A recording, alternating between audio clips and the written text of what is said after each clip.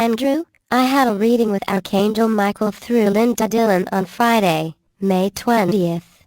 His introductory remarks were not directed at me specifically but addressed to the human collective on the subject of the forthcoming global peace, part of the Divine Mother's plan. He indicated to Linda, the channel, that he wished this message of peace to be distributed widely. So I share it with our readers with great joy. Greetings, I am Michael. Welcome, beloved friend, ally. Yes, I come as Archangel of Peace, Warrior of Love, because love is the only thing in any universe that is worth warrioring over. And, when I say that, of course I mean in a peaceful way, for there is no room for conflict, for bitterness, for misunderstanding, intentional or otherwise. You've had the experience of seeing a gentle blanket of snow fall to the earth and cover the mother. 1. That is the way that peace will come, and is come, like a gentle falling, not merely of rain, but of snow to cool the fiery emotions, the mental thoughts that destroy and create such chaos. This sensation of gentle snow will follow this extraordinary sense of upheaval and chaos that the latest influx of all of our energies are having upon humanity, and it is in this, in the gentle softness, in the cooling, that my peace and our peace and a mother's peace will come to reign, will come to be the new normal. So we are as excited, as grateful, as profoundly in awe as we can possibly be. And so this is what I start with and share with you this day. Yes, the changes, the extraordinary changes, that Yeshua has spoken of, that our Lord Jesus Sananda has spoken of, are well underway. But it is important for humanity to also have this to look forward to, that peace does not come in a hailstorm of bullets. It does not come through hand-to-hand combat or shooting planes out of the sky. 2. It comes in the quiet of the moment, in the earliest morning when you can hear the birdsong and the water lapping against the shore. And it is in that sense of deep peace, both within and without, above and below, that the paradigm shift, that the full consciousness of heart is anchored. So I ask you, my beloved brother, to hold this vision, because in this time, and yes, I am bringing you forward in this time of extraordinary change when things shift enormously, and I'm not just talking about money, there will be great excitement. You have your future mission to think of and to look forward to, not with great trepidation but with enormous joy and excitement. But in this sense of excitement, think of the excitement as shining on that snow, when it creates millions of diamonds in the brilliance of light that you have to close your eyes and look away. 3. But underneath that strong sun of excitement lies the coolness, the refreshing moisture, the gentle cover for beloved Gaia.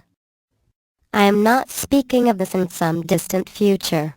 I am speaking of it very close at hand.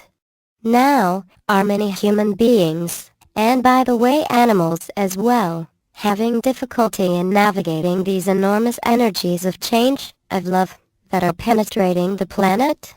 Well, you are already witnessing it, of course they are. My friend, my brother, my ally, is it not curious that the greatest challenge that humanity is facing is how to create, maneuver, anchor, and operate in a sensible way, a participant observer, the energies of love. That they have never felt the enormity of this love that is penetrating them and it is sending them haywire. Is it not curious that the greatest challenge is the love challenge? Because there can be no reversion to the old patterns of intrigue and conflict, war, illness, death. Yes, many are choosing to leave, but even in that you are seeing a smoothness of transition. Now this is the greatest, no, not the final, but certainly one of the greatest challenges that humanity has faced.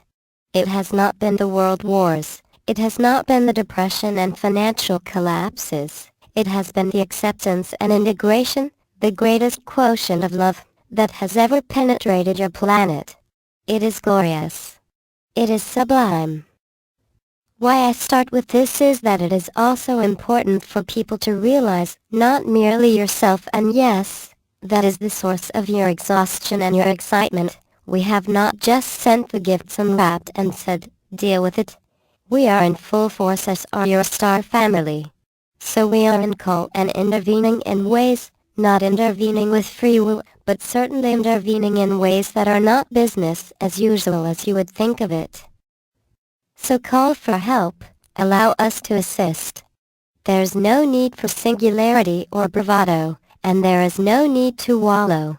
Are you and I mean you collectively, and you dear heart, in a time where rest and reintegration and the healthful nourishment of your body, your form, with food and water is necessary, where the gifts of nature are assisting? Absolutely. But call on us as well. Footnotes 1. On January 21, I traveled at Archangel Michael's behest to Skalsjögarden, a future city of light in a remote forested area of Sweden, where I was hosted by a Swedish light worker couple for a 4-week period of rest and meditation. Here I experienced seeing the gentle blanket of snow falling and covering the mother, Gaia. During my daytime walks in the area I was often blinded by the brilliance of the sunlight reflecting off the myriad diamond ice crystals in the fallen snow. I possessed no sunglasses to prevent this snow blindness effect. 2. Archangel Michael's reference on Friday to shooting planes out of the sky was undoubtedly in connection with the loss of Egyptair MS 804, which disappeared over the deepest part of the Mediterranean Sea, some 10,000 feet depth, the previous day, Thursday, May 19. There are already suggestions that this was another Cabal false flag attack.